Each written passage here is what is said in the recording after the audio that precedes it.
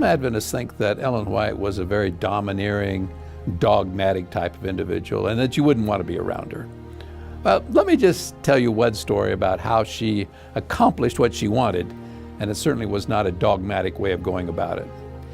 If you have read Ellen White's health message, the message, that's not her health message really, the message that God gave her for this church, you know that one thing she was shown is that we should have fresh air, lots of fresh air.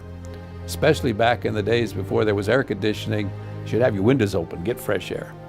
Well, she was preaching on this particular occasion, the Sabbath morning, in Healdsburg, California. And it was in the spring, and everybody was afraid if they had any fresh air, if the windows were open, they would all catch a cold and they would die of pneumonia. So all the windows were closed. But now, of course, Ellen White believed in fresh air. She slept with her windows open in her own home, and so she gets up to preach. And the elderly lady that was there that day that told me this story said, Sister White said nothing about fresh air. She just began to preach.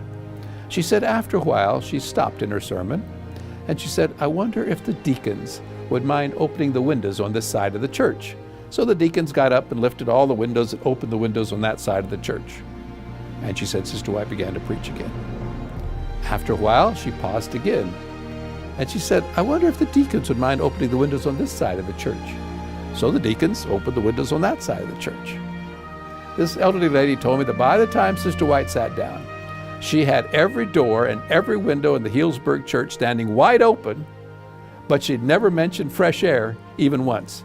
Oh, she said, we all got the point, but that's the way Ellen White did it. She didn't make a big issue out of it, just would the deacons open the windows, would the deacons open the doors? And this lady said, I checked around and nobody got a cold. And we all had fresh air that Sabbath.